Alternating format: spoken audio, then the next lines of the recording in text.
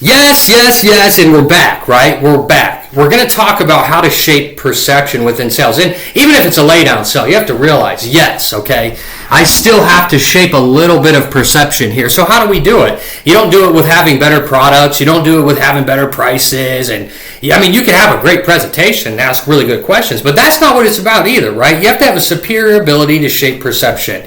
And the reality is this, okay? People don't buy based on reality. They buy based on their perception of reality. So if a prospect perceives your services as expensive, they might not actually be expensive, but guess what? Their perception matters. It's their reality, so it is expensive to them. Okay, if a prospect perceives your service as valuable, then it's valuable. Same thing if they perceive their problem as being small, well, they're probably not going to buy. Now, if they perceive their problem as urgent, then we'll have an uptick in purchasing, okay? They're going to buy. If I can make them realize they have a problem and make it urgent, then they're more inclined to buy. So your job is to help prospects see reality more clearly. It's a simple game, and that is the game. Grab a pencil and paper. Let's go to lesson 1, okay? Let's go to lesson 1. Look, the frame always wins, okay? And what is a frame? A frame is the lens through which information is interpreted. Right? The frame determines meaning. The frame determines value. The frame determines emotion. The frame determines decisions. Whoever controls the frame controls the sale. Let me give you an example. All right? Imagine I place a bottle of water on a table at Walmart. Okay? It's worth $1 when it's at Walmart. At an airport, let's say it's worth $5. Okay? But in the desert, it's worth $100. Well, it's the same water, but different perception. It's a different frame. So what happened is the value never changed, but the context did change. The buyer's perception changed. Does that make sense? Okay, good. All right, sales applications for accountants, all right? Most accountants accidentally frame themselves as an expense. This is why they struggle, right? Let's say the prospect says, how much is bookkeeping? Okay?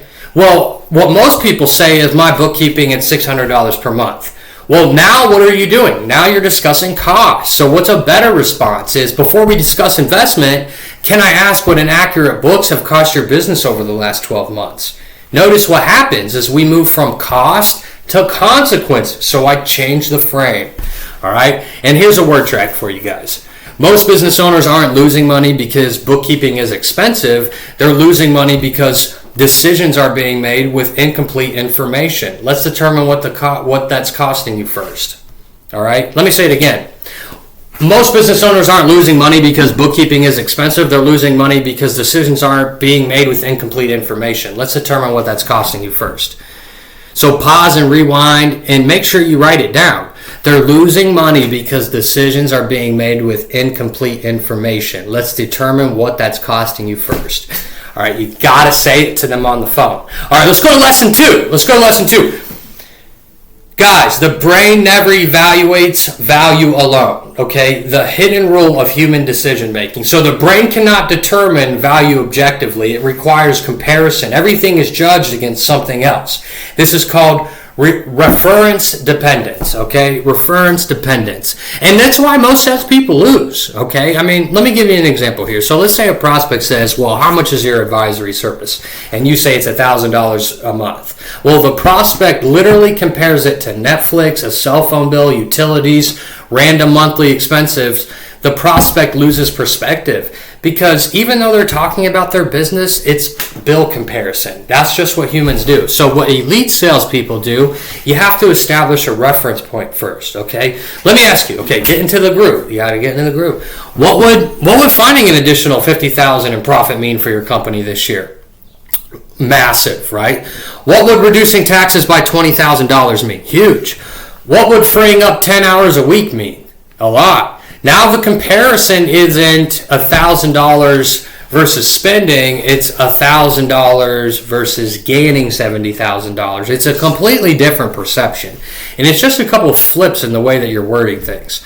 And here's a good word track for you. So, hey John, the better question isn't what's this cost? The better question is what's staying where you are is costing you. Okay?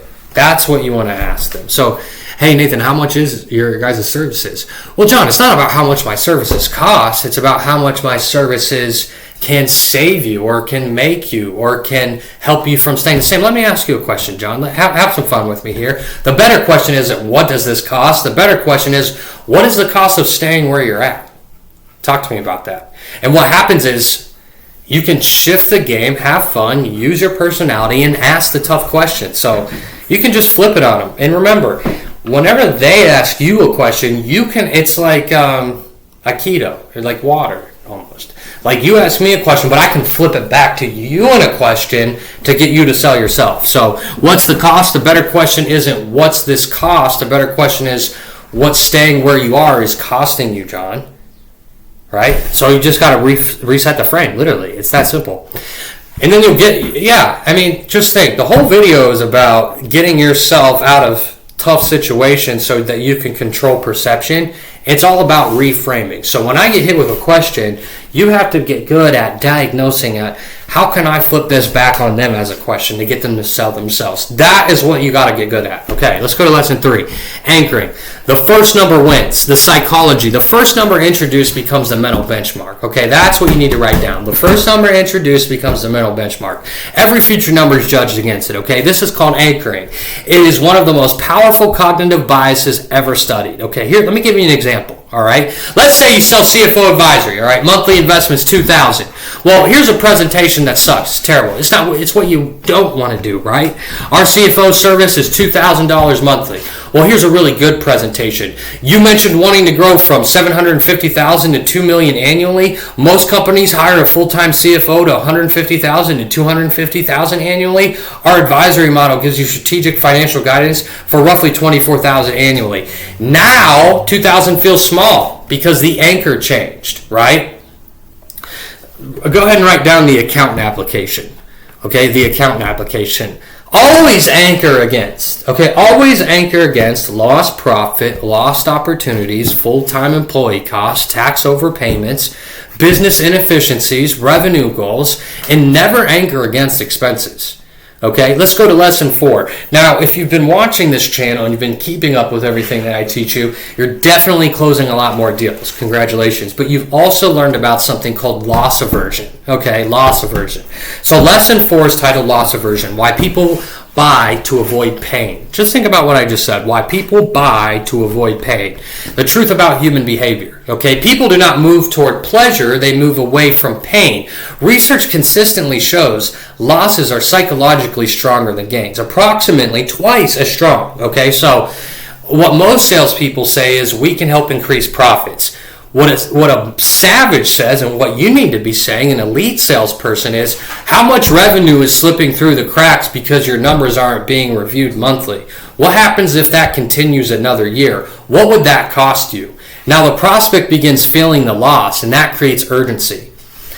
All right, here's a good word track for you. John, if we don't fix this today, what happens over the next 12 months? How much money disappears? How much stress remains? How much opportunity gets delayed? All right? And what happens is they'll start to sell themselves because, like we just said, okay, it's all about moving away from pain. And that's exactly what that word track does right there. All right, let's go to lesson 5. Lesson 5, social proof. Social proof is huge, right? I know I'll make a decision. And just think about it like this. This is how important social proof is, okay? And maybe you're one of these people too, so you understand the importance of it. But a lot of people will look at reviews and make decisions on if they're going to go somewhere and if they're going to go and do something else themselves. So you got to always keep that in the back of your mind. Social proof is very important that because people follow people. It's human nature. People want certainty. Certainty reduces risk, and risk creates hesitation. The fastest way to reduce risk is showing evidence, right? Here's terrible social proof. Well, we've helped many clients over our 5 years. Well, nobody cares how many clients you've helped over your 5 years. Can your services help me and stop my pain or solve my problem? Right? Here's powerful social proof. We recently worked with a contractor doing $1.2 million annually. They were paying significantly more in taxes than necessary. After implementing a strategy, they saved over $30,000. Now the prospect thinks it worked for them, maybe it can work for me, right? Advanced technique. Never use generic examples. Use examples that match industry, revenue level, company size, business model, right? Similarity increases persuasion, and you always got to remember that. Let's go to lesson 6, okay?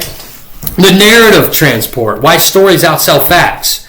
Stories are huge. If you can get really good at telling stories, and like it can be stories about them in the future after using your services. You can paint a picture and tell a story about a future version of them where their problems are solved after using your services, or now their business makes X amount of money and they get to go to Disney World and do these things, and so you can sell the outcome, and that's what you want to get good at. Okay, why stories outsell facts? Write that down. Okay, look, the science.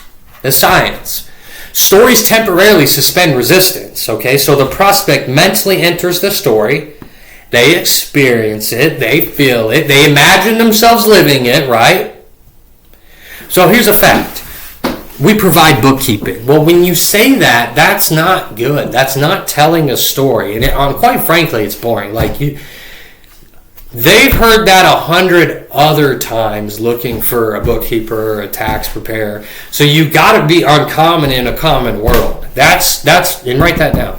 All right, let me give you a good word track here. So and you can tell a story. Look, hey, Janet, just so you know, recently a business owner came to us completely overwhelmed. They had no visibility into cash flow. They avoided looking at financials because it stressed them out. And 6 months later, they finally understood their numbers and had confidence making decisions. The prospect isn't hearing the story. They're imagining themselves inside of it, right? So here's the formula, and you need to write this down. It's current pain. Okay, current pain leads down into conflict leads down to discovery, okay, and discovery leads down to transformation, and transformation leads down to outcome. So every great sales story follows this structure, and that's how you tell a story. So you got to think, this is the system. When I'm going to tell a story, I'm going to tell the story on this system. It's current pain, conflict, discovery, transformation, outcome. So your story needs to follow that timeline to get the person to step into it, okay, and imagine themselves in it, and that will naturally move them through the buying state more. All right, let's go to lesson 7, identity selling, the highest level of sales, okay? This is my favorite thing to do. John, you're the type of guy who never has any leaks inside of his business. I can't even believe we're here today. Am I right or am I right? Yeah, you're right. I am the type of guy that never has leaks inside my business. Oh, I guess we got to fix those, huh? You can tell them who they are, and they will step into that identity, and then they will make decisions that identity would make. That's it. That's the name of the game. If you can figure out how to do that, you'll close pretty much everyone you talk to, right? Now, obviously, it's not magic, right? But it does work pretty much every single time. But it's sales. You can't close anyone. That's not real. Everyone, that's not real. Identity selling, the highest level of sales. Okay, so this is big time stuff. Most salespeople sell services. Okay, most accountants sell services. Most CPAs sell their services that they offer. Okay, but the best of the best sell identity. You have to realize people buy products, people buy services, but most importantly, people buy who they become. Right? Nobody wants bookkeeping. They want control. They want confidence, organization, peace of mind. They want to grow. They want more free time, right? We provide monthly bookkeeping is what a lot of you guys say, and it's just really bad, okay? That's not what they want. This is what they want. We help business owners gain complete financial clarity so that they can confidently grow their company. Well, if all I have to do is change my wording and then the way I believe in my ability to get these deals done in terms of confidence, belief in myself, how hard is this? So just switch your words around and you'll notice a difference. One sells a service, the other sells an identity. We help business owners gain complete financial clarity so they can confidently grow their business. You seem like the type of guy that always has financial clarity, am I right? Yeah. What are they going to say? No? Use your common sense. Don't sell services. All right, lesson 8. The doctor frame. Okay? If you've been following the channel, you know. I'm big on it. The most dangerous skill in sales is this. The doctor frame. Okay? It's very similar to identity selling. But the best people in sales, it's not understand something that I don't need to sell and tell. I don't need to convince, but I do need to diagnose. And the diagnosis creates the need, and then the solution becomes obvious. Okay? Why does this work though? Because prospects often misunderstand their own problems. They see symptoms. It's your job to uncover causes. So questions that change perception. What percentage of your financial decisions are being made from real data versus intuition? How confident are you in your pricing model? What would happen if your largest client left tomorrow? Janet, how often are your financial reports reviewed strategically? What opportunities are you missing because you're too busy working in the business? These questions expand awareness. And do you know what happens when you expand awareness? Well, awareness creates urgency. Urgency creates action. It's emotional selling. I can't stress that enough. Selling isn't telling. It's relationship selling. That is the only... I don't care what anyone else says. That's the only way to do it. There is no other way to sell. It's relationship selling. All right, lesson 9. Perception stacking. Okay, what elite closers do. Most salespeople use one persuasion mechanism. Okay, well, how does that make sense? How does that even make sense? That's like saying most car salespeople only sell cars to people who want to buy trucks. Like, it doesn't even make sense. So you gotta get good at stacking. You have to combine. Okay, frame control, anchoring, loss aversion, social proof, identity, the narrative, the diagnosis, the future vision. And you have to do it all inside of one conversation. So Nathan, how would I do that? Well, let me tell you. Let me show you. So let me run through this, an example for you. So this would be future vision. It's going to go future vision, diagnose, loss aversion, social proof, frame, identity. Let me show you how this rolls. So hey, Miguel, you mentioned wanting to reach $2 million annually. Right now, and that's future vision. Right now you're making decisions without complete financial visibility. Diagnose. That's likely costing you opportunities every month. Loss aversion. We helped another firm at your exact revenue level solve this problem. Social proof. The goal isn't bookkeeping. Frame. The goal is becoming the CEO that can confidently scale. Identity.